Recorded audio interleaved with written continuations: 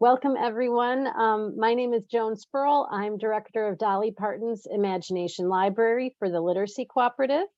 So happy you could join us for this program this evening. If your child, I don't want to assume that all of you have children enrolled in Imagination Library, because we did share this, the information about this program out with a lot of our partners, partner organizations. So if your child is not enrolled, if you have any children under the age of 5 and they are not yet enrolled in Imagination Library, getting free books mailed to them every month, please enroll them. There will be a delay. If you do it in the next couple days, you will be doing it in time for the November mailing, because they mail over 2 million books each month from Tennessee, so they have to process the mailings in advance. They have to order the books for printing, then get them back, and then get them ready for shipping. So we want every child enrolled under the age of 5. We want you getting those baby books from birth as much as possible. And if there's siblings, again, all children, it's based on the child's year of birth. So enroll them all, please. And you can do that at literacycooperative.org.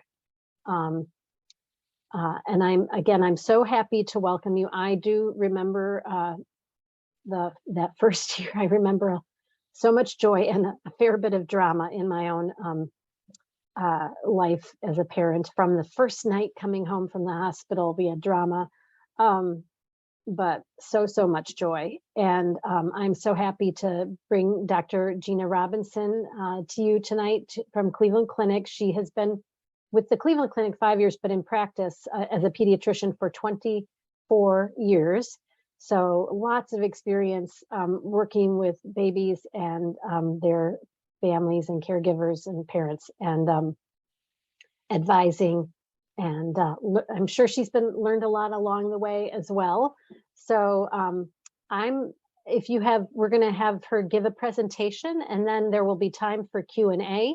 If you have questions, put them in the Q&A section rather than in the chat.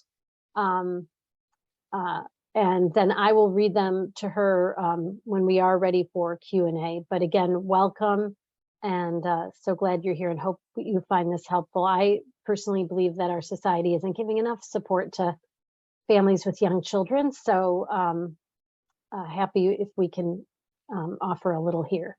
So I'm going to go off camera and hand it over to Dr. Robinson, and then I'll be back for the Q&A. Thank you. Good evening, everyone. As Joan said, my name is Gina Robinson, and I am a general pediatrician working now with Cleveland Clinic for the last 5 years, in practice here in the Cleveland area for the last 24 years. And I'm really excited to be a part of this program and to work with you guys. I was raised in a house with the attitude that there's no such thing as too many books. So I grew up constantly reading. I passed that on to my daughter. I even had one of my baby showers at a bookstore, and everyone, instead of bringing a gift, brought a book for her. So she had a collection of books before she was even born that I actually started reading to her before she was born. I bought these little headphones to put on my stomach, and we would read books before she was even born. So I honestly think that for the first several years of her life, there wasn't a day that I didn't read to her.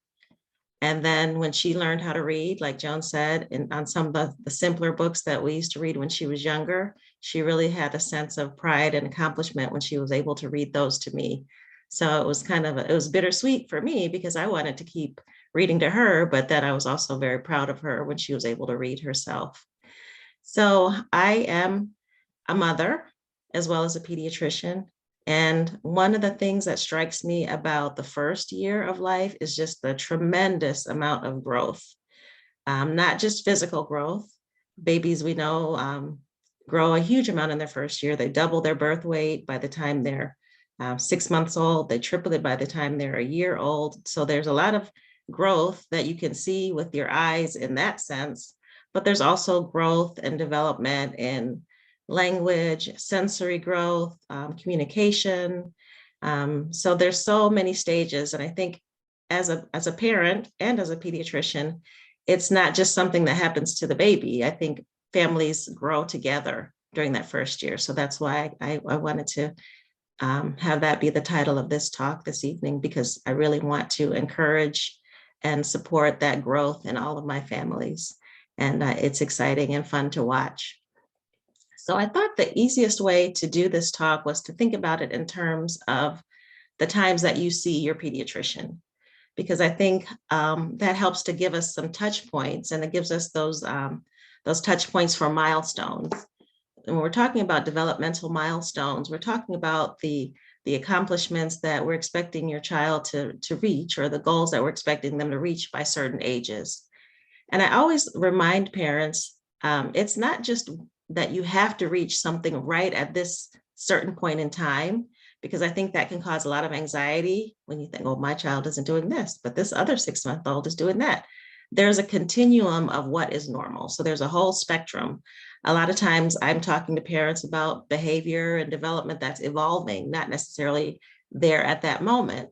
So think of these milestones as a guide. Don't allow them to cause too much anxiety, and make sure that when you're going to your visits, you're talking to the pediatrician about where the baby is now, as well as what to expect by the next visit, because I always try to kind of give a couple of little heads up or little pearls to expect for the next visit when they come in. So the first time I see babies is usually when they're about 3 days old, 3 to 5 days old, after they've left the hospital. And a lot of times I get questions like, well, can she see, or can he hear, or what can he do? And I think a lot of people are surprised at how much newborns sleep. So they really, they wake up, they eat, they look around a little bit, they poop, they go back to sleep. And they can sleep up to 20 hours a day in the first few weeks, but that is completely normal, as long as when they do wake up, they're awake and they're alert and they're looking around. And they can hear you. So when you bring your baby into me for that first visit, I will be looking for your baby to respond to sounds, maybe turn their head slightly towards sounds, or kind of have a startle reflex, one of those primitive reflexes where they jump a little bit when there's a sound, especially if there's a loud sound. Although if you have loud dogs like I do, the baby might have gotten used to the loud noise already, or other children for that matter. Babies can see when you're holding a baby in your arms. So probably about 9 to 13 inches away is pretty clear. So when you're holding your baby, they can really see your face very clearly. Their vision isn't fully developed yet. That's something that evolves. So you'll notice sometimes that they will stare at lights, or they'll look out the window, because they're really seeing the difference between light and dark very clearly. So that light and dark, the light, bright lights draw their attention, or the daylight lamps, those things draw their attention. But they can also see black and white patterns very well. So a lot of times you'll see people in their bassinets or in books that they might have for babies, they have a lot of black and white patterns, because those can be seen very well, and they're very stimulating to the development of the vision. Babies can smell when they're newborns, especially breast milk. So that is one of the things that you'll notice, is that when mom's around, they're kind of pretty much attuned to her. And when she holds them, rooting and looking around, because as I said, they wake up, they eat, poop, and go back to sleep. So a big part of their day is spent just eating and looking for that nourishment. They communicate with us by crying. And I think this is upsetting for a lot of parents, because you don't want your baby to cry. And you think you have to do something anytime your baby cries. And you do need to respond to your baby and pay attention to the cries, but sometimes the cries are just a way of communicating being tired. Sometimes they're just letting off some steam. And in those first few weeks, you'll kind of start to tell the difference between the cries. So you'll know what the hungry cry sounds like, kind of the frustrated cry, but not necessarily right away. But don't get too anxious if your baby cries a little bit and then settles down. If your baby's crying all the time, then that's something different that you should talk to your pediatrician about. Babies can hold their heads up for a few seconds at a time, but it's kind of an unsteady movement. So you might notice that their head comes up and then it drops.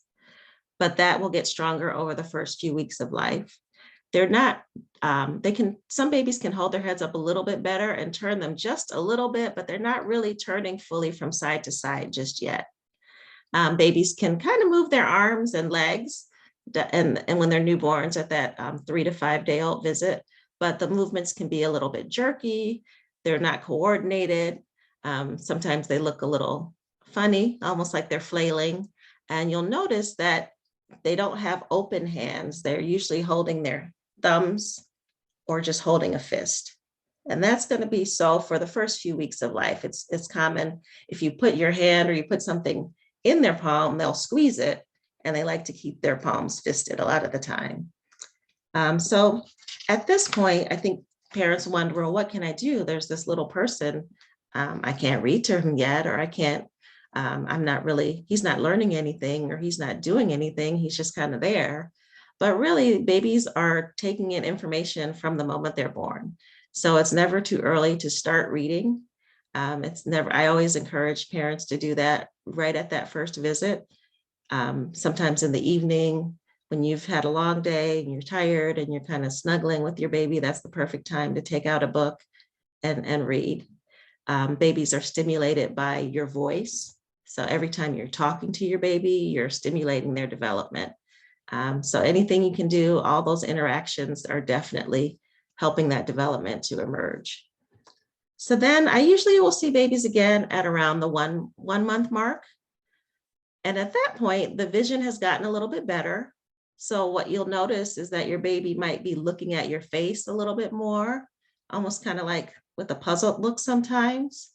Your baby might be following you a little bit. So if you're moving in front of him, he might watch you and kind of want to see where you're going a little bit more.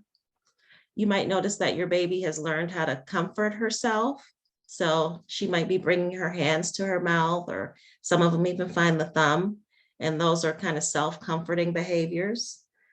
You might notice they start to get a little fussy if you're not talking to them, or if they're kind of bored, and they kind of settle down if you start talking to them again or start interacting again. They'll usually calm down when you talk to them or pick them up. So if they're a little fussy and you start talking or singing or pick them up, they usually settle down. And they'll start to look at objects or look at pictures for a little bit longer. So instead of just kind of looking at the contrast between light and dark, they might start paying attention to objects in your hand, definitely paying attention to your face more. Your baby will start to make some sounds that, other than crying, around the 1 month visit. And sometimes they sound like oohs and ahs, a little bit of cooing. It's kind of fun to see that develop. And then turning towards sounds a little bit more. So instead of just jumping or maybe turning ahead a little bit, they are going to look towards where the sound came from a little bit more. Definitely you should see the different types of cries at this point emerging, and you can really start to tell the difference. And that's just a little bit reassuring as you're taking your parental training wheels off and feeling like you can do this job. Both arms and legs at this point are going to be moving together in a lot of different ways, still kind of uncoordinated, but starting to move around a lot more with a little bit more purpose. You might start to see that instead of this fisted hand, you're seeing more open hand, still not grabbing anything yet, but you're seeing that hand open. And another big change is that head control. So instead of that baby that can hold their head up just for a couple of seconds before it drops, now at this point, your baby might be holding that head up for several seconds, and it's not just dropping down. There's a little bit more controlled movement.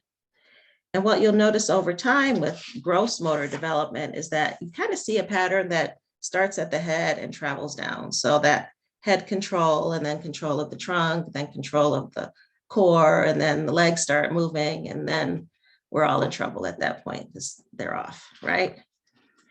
Then we come in at the 2 month visit. 2 month visits are fun because by this time you should have seen your baby smile. If I'm lucky, I could even get your baby to smile at me. And it's interesting to me to notice, and it's something I really paid attention to with the pandemic and wearing masks, is that it's not just your smile that your baby is responding to, it's your whole facial expression. So I'm in my mask in the office, but when I'm talking to babies and smiling, they're seeing it in my expression, even if they're just seeing my eyes and responding to that. So that's kind of cool. And your baby kind of will get an excited look sometimes, like he's happy to see you, or she's just, she's just waiting for you to come in the room and she's just so delighted that you're there. So that's a good feeling as a parent. The language is starting to develop a little bit more, and the cooing is getting a little bit more consistent and happening a little bit more often. Instead of just holding the head up, the baby on her stomach will start to be able to lift her chest up a little bit. And this is a nice time to start really doing tummy time more consistently. It is a little frustrating to have your head down and not be able to pick it up. But by 2 months, when you can pick your chest up, you can turn your head from side to side, then it gets to be a little bit more fun being on your tummy. One of the other things that you'll notice is when you're holding your baby on your lap, at the 1 month visit, you really need to support behind the neck, because if you're sitting up, your baby's not going to be able to control that head movement. But at 2 months, you can move your hand down a little bit, and maybe you're holding behind the chest, because when the baby's sitting up, she really has a little bit more control of her head, and her head is not going to bob and move around as much. And then the hands. So now the hands should be opening and closing pretty consistently. Anything that passes by will get grabbed. So that's when I kind of mentioned to moms that I don't know if you're going to be wearing those hoop earrings for much longer, or hair. They might be grabbing dad's beard, clothing, anything that they can grab, you'll notice. And they may even start to almost like they're trying to reach for things, but more batting at toys. So babies that have toys that hang down in the car seat or over the bassinet, you might see them kind of trying to reach for them, hitting at them, and just really interacting with those kind of toys a little bit more. So then this is kind of our first big gap between visits. I don't see you again until the 4 month visit. So a lot can happen in 2 months, as you can imagine. A lot of 4 month olds are laughing. Some of them are just giggling, but many of them have a deep belly laugh, like something's just absolutely hilarious. When they're upset about things, they're actually looking for you to come and soothe them. So as opposed to just soothing when you pick them up, they're actually going, "Hey, mom, where are you? I need you. Come and get me. I'm upset." They're definitely doing more cooing sounds, and it can almost sound a little conversational, almost like you have a little back and forth sometimes, making faces in response to your faces, sometimes making sounds in response to your faces. And these babies are now able to kind of be up on their elbows. So it's not just the head and the chest that are up. They're starting to get the rest of their torso up a little bit.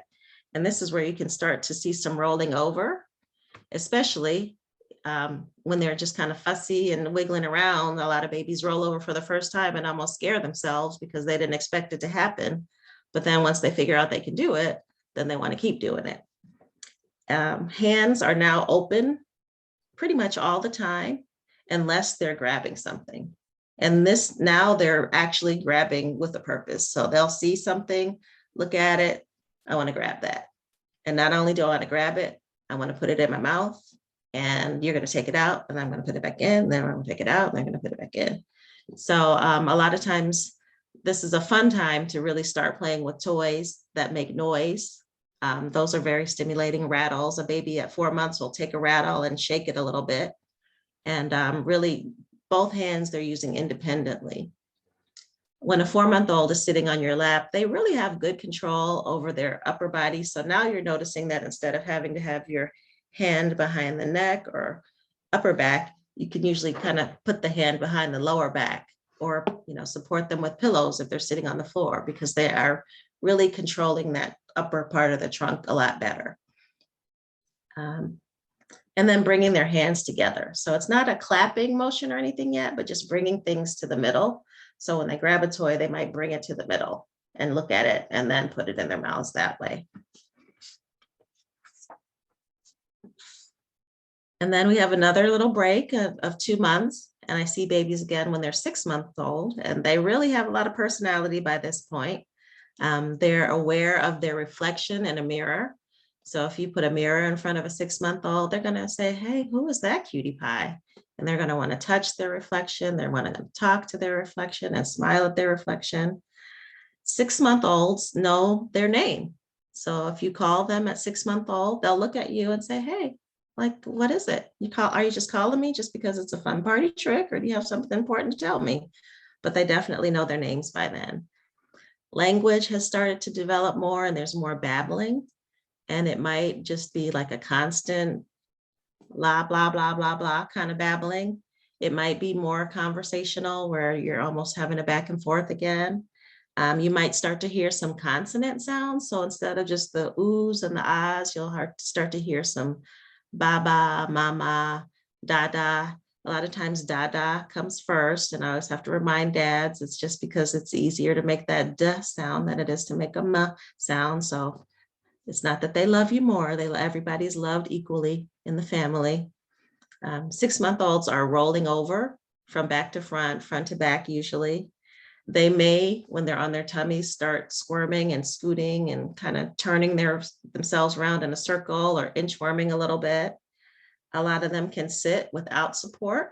And a lot of times they're doing kind of a tripod motion where they're leaning forward on their hands and holding themselves up that way. But a lot of 6-month-olds are able to sit without support, sit up fully. And that is where you really are noticing that that strength that I was talking about, that kind of starts at the head and goes down to the trunk and to the core, because their core is strong enough for them to sit steadily now. Now, instead of just reaching with one hand or the other and bringing things to the middle, we're able to transfer things from one hand to the other. We're able to turn things around and look at them. So a lot of times you'll notice 6-month-olds really studying their toys. So they'll not just taking the rattle and shaking it and eating it, but taking the rattle, they're looking at it, they're looking at all the colors, they're transferring it. A lot of times this is a time where I noticed that babies can actually put the pacifier in their mouths the way they want it to go, because a lot of times they can get it in there before, but it's upside down or it's off to the side. But at 6 months, they can usually take it, put it in there the way they want it to go.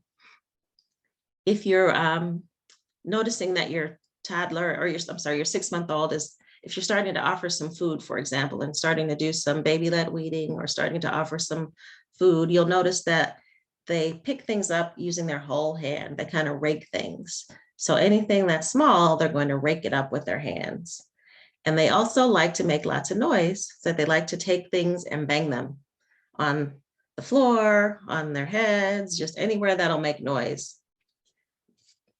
Okay. Then we have a little bit longer break, and I see babies again when they're 9 months old. And 9-month-olds are, they're using some basic gestures to communicate with you. So a 9-month-old will reach out for you if they want to be picked up. A 9-month-old will sometimes get a little bit nervous or anxious about strangers and kind of pull away or kind of cling to mom or dad a little bit more if there's a new person around. They're consistently turning when their name is called, so they really know who they are. They like to play games like peekaboo. So you can play pat a cake with them. You can hide your eyes and say peekaboo, and they'll also look for objects. So if they drop something at this point, instead of it just being gone, like with the 6-month-old, if you drop a toy, they're looking for it and they want to pick it back up. They will sometimes, even if you put a blanket or something over a toy, pick the blanket up or take the cover off to see where it went. They usually say dada and mama at that point. They still don't mean dada and mama, but they sound like it. So we just, as parents, like to claim it. But they're definitely doing well with those consonant sounds. Sometimes if you say, where's your bottle or where's your blanket, they'll kind of look around for it. They may not know exactly what they're looking for, but they're looking for something with that kind of a prompt. And they are actually copying some sounds that you're making. So a lot of times 9-month-olds will say hi or no or uh-oh, because they're making those, they're copying the sounds that we make to them. 9-month-olds can usually sit well without any support.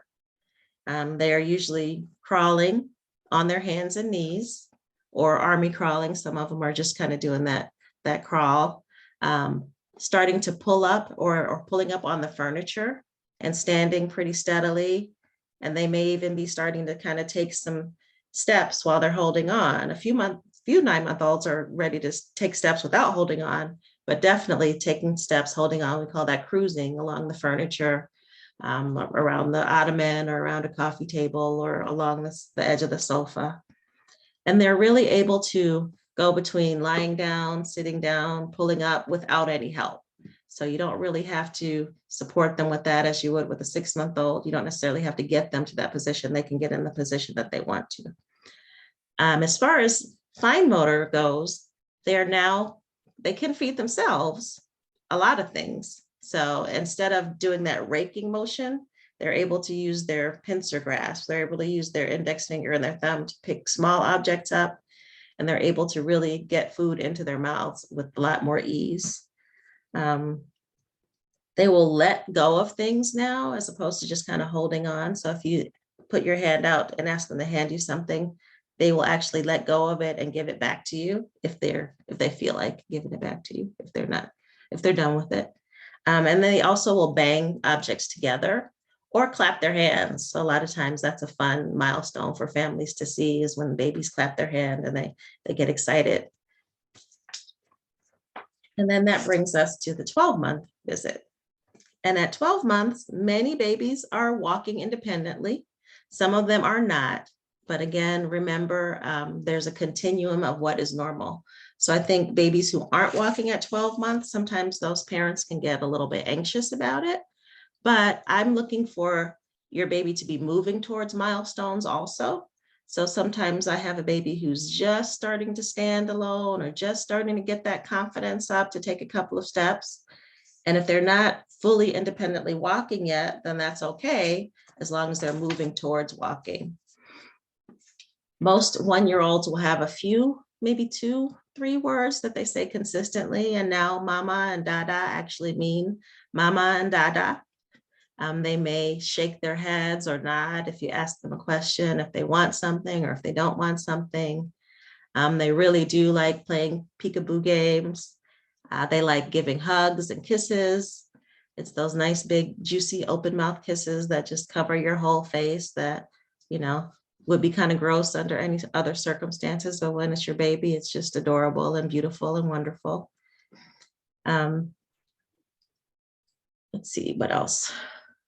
They are definitely, they're in control of their body. So we've seen that control go from the head down to the trunk, down to the core, now the legs. And sometimes you'll even see them start to want to climb on something. So if they want to get on the couch, they might start to raise a leg and balance for a second, but they're not able to actually crawl and get onto the couch. With fine motor, you may notice that your 12-month-old will want to try to use a spoon or some kind of utensil for eating. A lot of times they will use it for a few seconds and then decide that it's taking too long, and then they go right back to using their hands, but they will try to do it. A lot of 1-year-olds will stack one object on top of another. So if they have a set of blocks or something that's stackable, they might put one on top of the other. They also like to empty things out. So if you have a basket full of toys, they want to take all of the toys out, and then they want to put all the toys back in. And then they want to take all the toys out, and then they want to put all the toys back in. So that's just kind of a brief overview of some of the gross motor, communication, fine motor milestones that you'll see over the first year. And I would be happy to take any questions.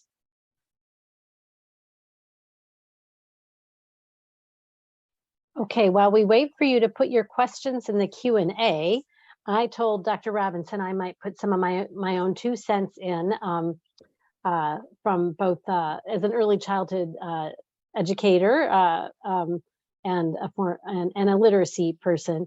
So so go ahead, and if you have some specific questions, go ahead and put them in the Q&A, and then I'll read them aloud. Oh, we got one now. But I'm just gonna let you know that we will be linking some resources. We're recording this talk today, and we'll link resources and we'll send those out later to families. But I just want to talk about, just give you a few more additional tips that we give at the Literacy Cooperative about the 4 T's or the 3 T's, and then we add there's a 4th that we like to talk about, and that's to tune in to your baby, talk more, take turns. So have conversations bathe your child in language, narrate the day. Because as Dr. Robinson said, they are learning so much. It might not seem like they're doing much or learning much, but they're absorbing everything. They're little sponges. And when you're doing those, narrating the day and talking to them, keep in mind that you want to turn off background noise. You don't want a TV on in the background all the time.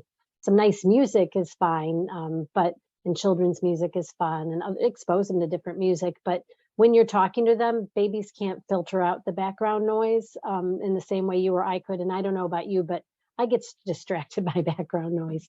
So just so they can absorb more of the language, go ahead and turn that off. And then, so tune in, talk more, take turns, and then limit screens. The American Academy of Pediatrics says no screen time before the age of 2.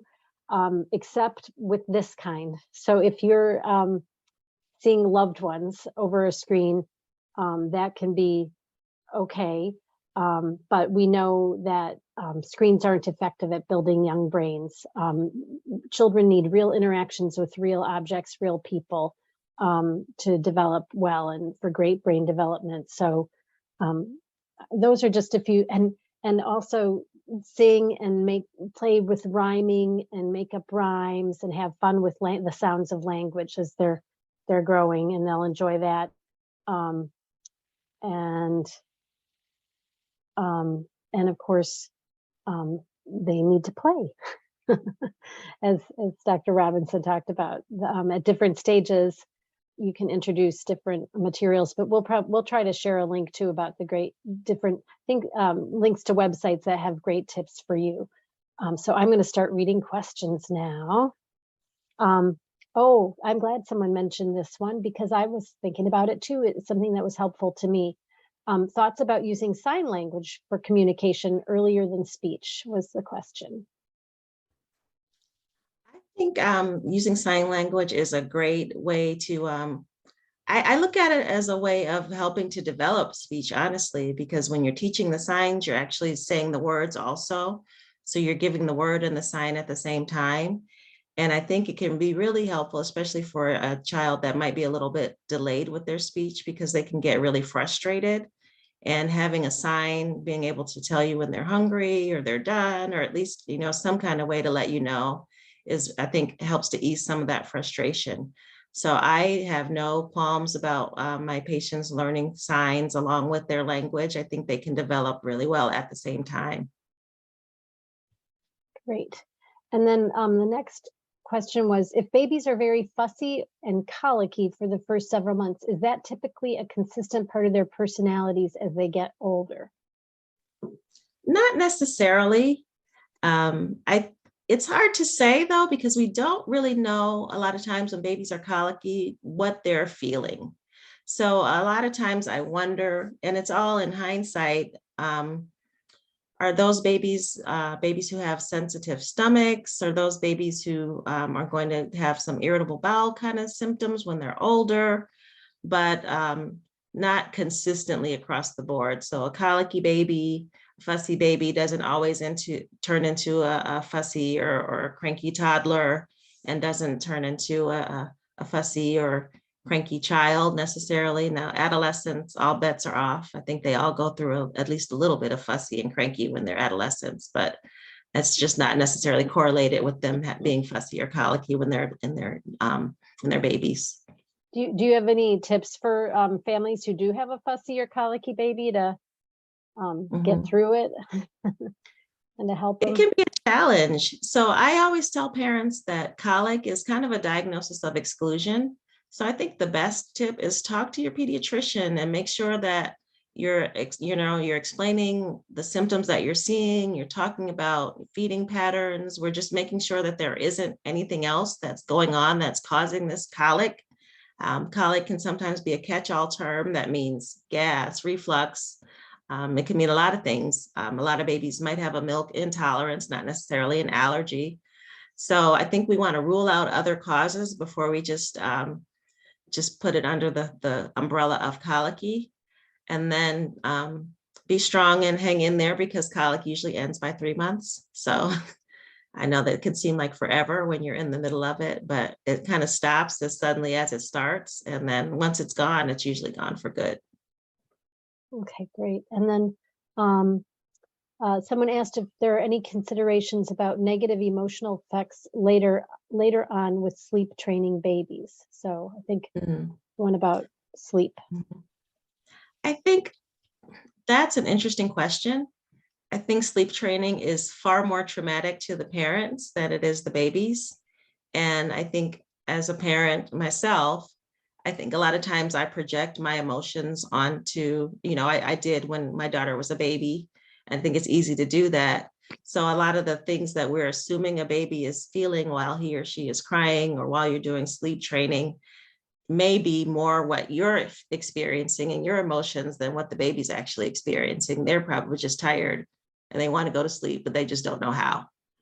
So I try to counsel parents to try to have to avoid sleep training by setting out good habits from the beginning and trying to set routines and learning how to make a calm, comfortable sleep environment and learning good habits for, helping babies learn how to fall asleep on their own or helping them learn how to soothe themselves, letting them do that self-soothing behavior. So if they are sucking their hand or sucking their finger and that's how they soothe themselves, then let them do that in the beginning. It's not, we don't have to worry about that being a habit like thumb sucking as they get older in that infant stage, because that's actually a reflex. That's a calming reflex. That sucking can help to settle them down. So setting good habits from the beginning sometimes will help us avoid having to do sleep training and things like that when they get older. I have a friend, well, we did a whole program with a sleep expert. So if you want more information about some of the things Dr. Robinson was just talking about, tips and in a little more detail, Dr. Litzenberg did a program and we recorded it and it's on our Healthy Families Resources page and on our YouTube channel. So, but I know I let my son, I have a friend who's a newborn baby expert, had worked with Dr. Barry Brazelton and came when my baby was born. He was 4 days old. She flew in from England to be with us. And she encouraged me to let him my baby suck his thumb because he could find it himself.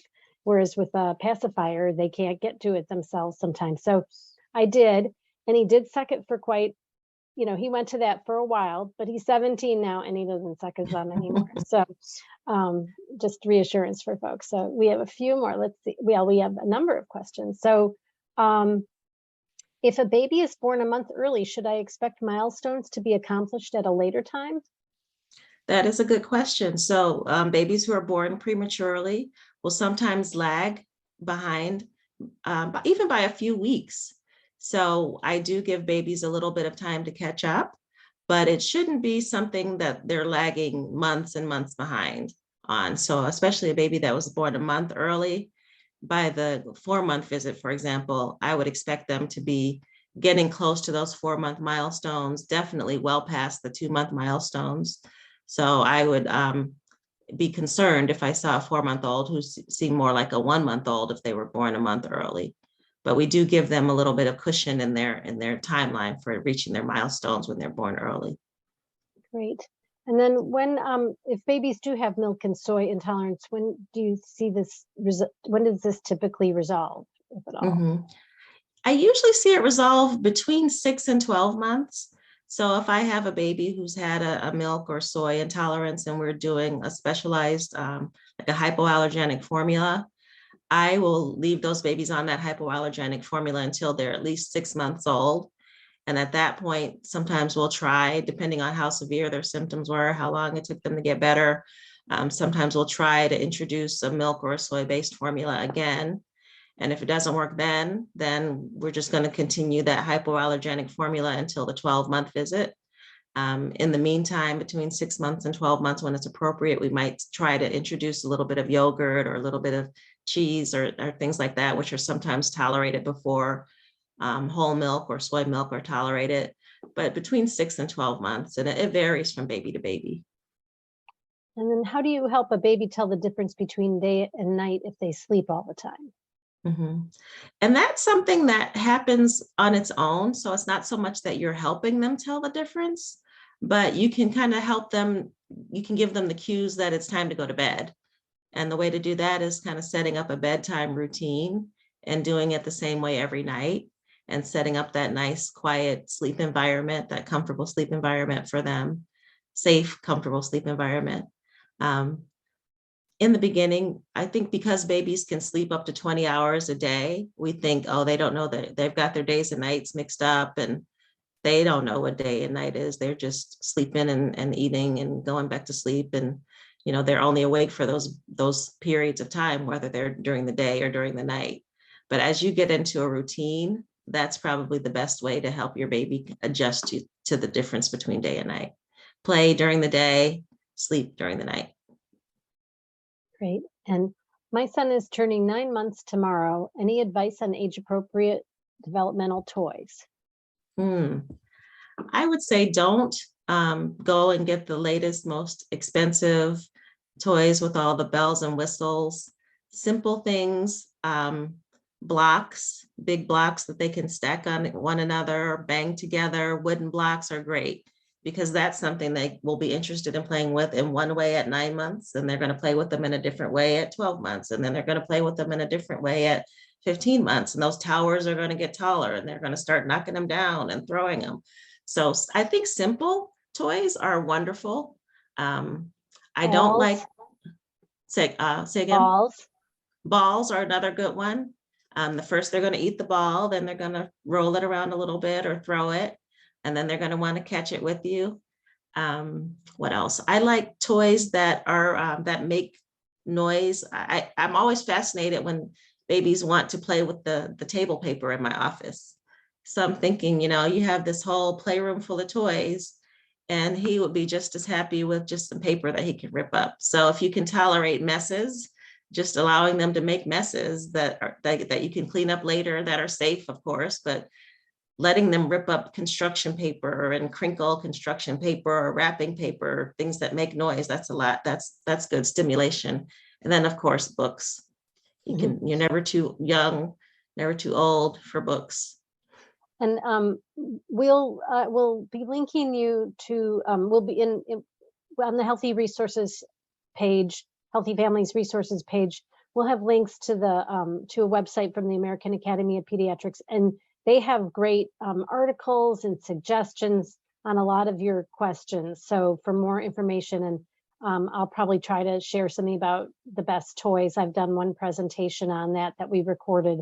Just need to find the recording where we can share it. But my tip is always that the best toys for young children, no matter the age, are the ones that do the least, and that the child does the most with. The child, so that the child is manipulating the toy. So again, like Dr. Robin said, the least bells and whistles. So the more the child has to do and can do with the toy, the better. That's best developmentally. And often cardboard boxes, some of they might like things in the kitchen, like whether it's, containers. They love containers, right? And wooden spoons and a bowl, and that makes the perfect drum. Yeah. It makes a drum, it makes a hat, you can do a lot of things with the bowl, a plastic bowl. But play is really important from all the way through. So can I say one more thing about play? Yes. When I'm talking to parents about baby proofing, I'll often encourage them to have a cabinet that the baby can open, and that everything in there is safe for them to play with, because they love exploring. So if you have a cabinet in the kitchen that you have your Tupperware in, for example, and you don't mind them going in and taking the Tupperware out, that's a good, that's a toy. That's something. It doesn't have to be something that you buy. Sometimes you can hide something in there, and then that's fun, because then they find the toy that you hid in there. So it doesn't have to be that you go out and buy something for every stage. You can find toys around the house that you already have. But just and like look at those labels for what's safe, but for the different ages. But those are great thoughts, and I found that was true too. So we have the new mother of an almost 3-month-old, and she's mixed feeding due to a low milk supply. I sympathize with that. But because of the formula shortage, I occasionally had to change brands of formula. Is this okay? Yes, that's okay. A lot of formulas are very similar, and the big difference is the brand. So if you're going from a milk-based formula to another milk-based formula, or if you're going from soy to soy, you're usually okay. I don't like to switch back and forth between milk and soy too much. Um, and that's just probably my own preference, but I do find that sometimes my babies who take soy will get a little bit constipated. And there are different formulations between brands. So if you're switching between not just the brand, but also the base, then you might end up with a little bit more gas or a little bit more trouble with pooping or something because of that. But it is okay. It is safe for you to switch brands if you have to. And with the formula shortage, I think everybody's probably had to do a little bit of that. Okay, sorry, I was just looking at another, okay. Oh yes, there was one.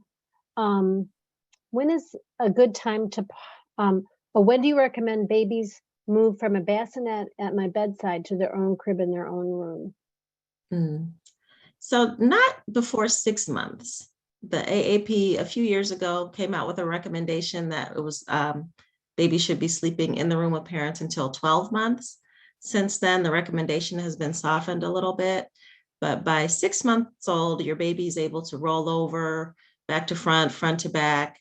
Hopefully you've taken my advice and established that good sleeping, that bedtime routine, and you've got a good pattern where you can put your baby down and they'll go to sleep without you having to rock them or nurse them or feed them until they go to sleep.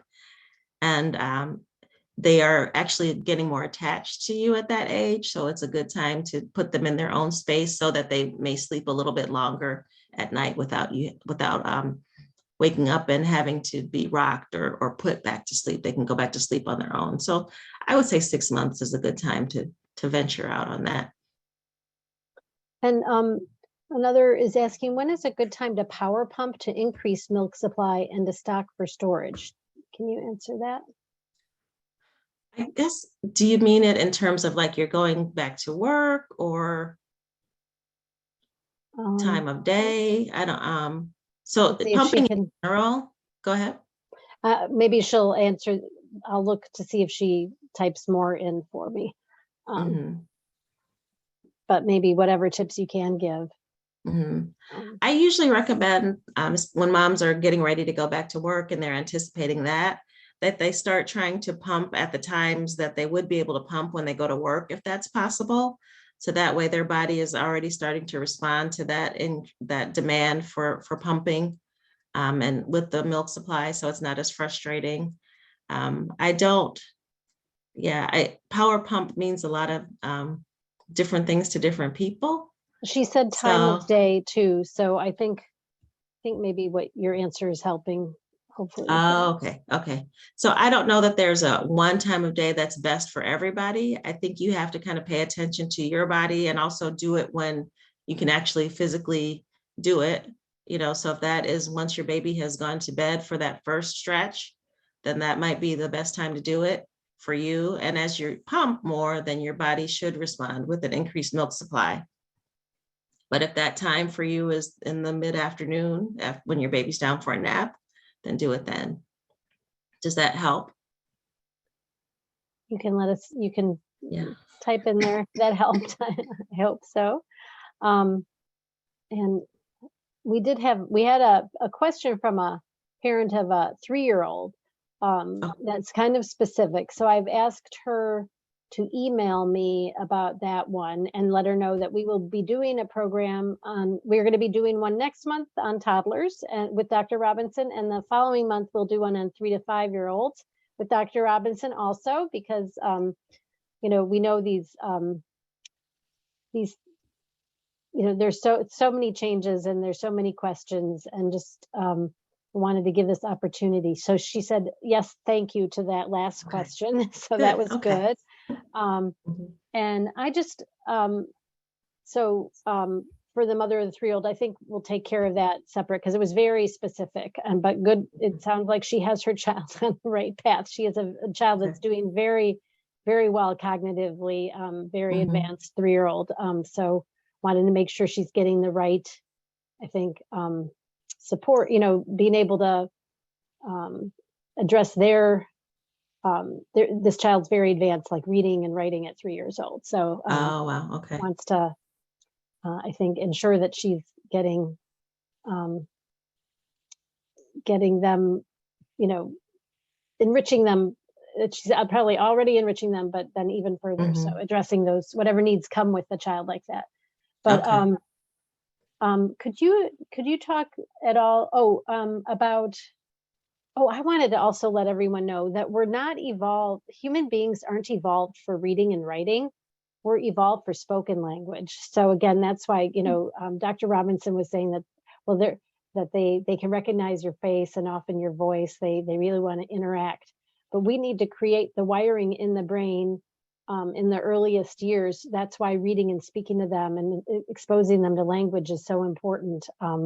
But research now shows like the first couple of years of life are the critical window of opportunity for language development in the brain. So again, that's why tuning in, talking more, taking turns, and reading books to them is so important. Books use language in a different way. So we want them to hear your spoken language, but books use different language, different vocabulary, often do a lot of rhyming. And so that's why we love Imagination Library, providing you with high quality books to keep the language feeding your child's brain. And the more they hear in these earliest years, the better off they're going to be, because the equation that reading experts now use for to talk about reading comprehension or supporting successful reading is language times decoding equals reading comprehension. So we know when we multiply, if one of those is 0 or a low number, you end up with a low product, right? And that's why decoding and knowing the letters and the sounds that they make is important, but it's just one piece. The language piece, the more words they know, the more they've been exposed to different experiences and understand them and have familiarity with different things, the better off then their reading comprehension is going to be. You have to have both. So again, that's why talking to babies, narrating the day, reading books, and exposing them to new experiences is so important. And play is important too, because they're experimenting with the world, and then hopefully you're commenting on what they're doing. So when they're playing with those blocks, like Dr. Robinson talked about, you can say, you can talk about the shapes or the colors or what they did, what happened when they stacked the block high and then it fell. It fell. You can talk about balance. There's so much vocabulary you can use as they're playing where you're reflecting on what they're doing, and you can do the same when you're reflecting on what you're doing. Same goes when you're tuning in to talk about feelings. So if you're watching what their face is doing, you're commenting on how they might be feeling. So reflecting back on them in that way is good. So just wanted to get those few other little things out there. Do you have any comments on that, Dr. Robinson? I think that was going to be my comment for the mother of the 3-year-old is don't underestimate the importance of play. Even though your 3-year-old is advanced and obviously you're looking to enrich and promote that development intellectually, don't underestimate the importance of just playing and being a 3-year-old. Free play. Thank you. That I agree. And as a former kindergarten teacher, and with a child who is very cerebral and advanced of my own, research shows that children who are really good at imaginative and pretend play do better academically long term, and actually socially emotionally. But play plays a cognitive role, because it's when children are in the play mode, and especially as they get to be preschoolers or toddlers, and they're stretching themselves, they're often taking themselves to a higher level than they can do when they're just themselves. When they're doing so, as a former preschool and kindergarten teacher, I saw kids doing this all the time. So if they're in the pretend area and they're enacting scenarios, they are acting in a way that they could never act as themselves. But in my field, we talk about a guy named Vygotsky, who observed learning in children, and he talked about something called the zone of proximal development. and also adult scaffolding learning. But he talked about how when you're learning, you can see, you can perform in this zone of proximal development, but then sometimes you stretch yourself and you go beyond it and you can get a vision of where you're headed. So when children are playing, they're stretching themselves cognitively. They're taking themselves to this other level that they can't do just when they're themselves, you know. They can resolve issues in a different way. They talk in a more grown-up way.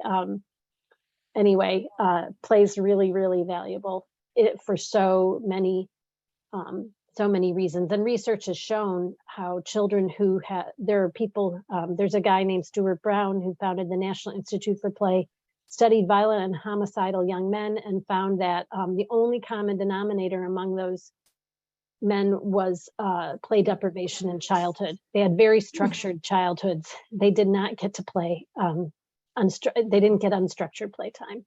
So that unstructured free playtime, chance to imagine, and even a chance to be bored sometimes is really important. And limit those screens and then control the quality of them too. So I'm just checking to see if there's any more questions. I don't think there are, but we're at almost the hour mark. So okay. Yeah, just thank you for letting us have that little back and forth about it, because I'm so pro reading books, but I'm as an early childhood educator so value play and think it's not getting, our society's making it harder for children to get that time sometimes, I think, but they also learn how to take risks in play. They learn consequences, they learn, cause and effect. And when they're playing with peers, they learn a lot about how to interact appropriately, and they test their limits, and they learn, that was, they learn what's too much when it comes to roughhousing. They learn it. They learn by doing, right? And the more we do things, the better we get at them. So for all of these things, when children are growing up and as they evolved in their different ages and stages, they need opportunities to mess around with objects and materials, and they learn by doing. So as next, when we're talking about toddlers and preschoolers, I'm sure we'll talk about some other experiences that you want to be providing so children get practice. But there's this wide developmental range. Again, if you ever have questions, you're wondering something, you should talk to your pediatrician. I'm someone who is a great believer in seeking help when help is needed, or if just reassurance is needed. So early intervention makes a difference if there are questions. We know so much more now than we did when I was growing up about how to support children's development. And we know so much more even than when my son was probably, my son's 17, but things keep evolving. So seek help when needed, and seek support. Don't ever I don't think you should ever feel ashamed for doing that. No. And write your questions down before you come in for your visit. A lot of times people feel bad, like, oh, I have a list. I'm like, well, that's good, because then when you leave, you'll have all your questions answered. So that's great. Yes. Do you have any other, before we sign off, one more minute, any other tips for those visits with their pediatrician? Bring your list, and just there's no such, a lot of times people say, oh, this is a stupid question. There's no such thing as a stupid question. Ask anything that you have questions about, because that's how you grow as a parent, and that's how you help your child grow. So no stupid questions, and bring your list. Very good. Thank you so much. And again, my colleague put our survey link in the chat. We would love you to let us know how we can keep, providing helpful programs, and how this one went for you, and how is best to get information to you. So please fill out the survey. We hope you found this helpful, and we thank everyone for coming, and wish you all the best. We know that having a child is Oh, it's so gratifying and challenging at the same time. So, but try to find joy where you can, and take good care. And thank you, Dr. Robinson, so much for being with us.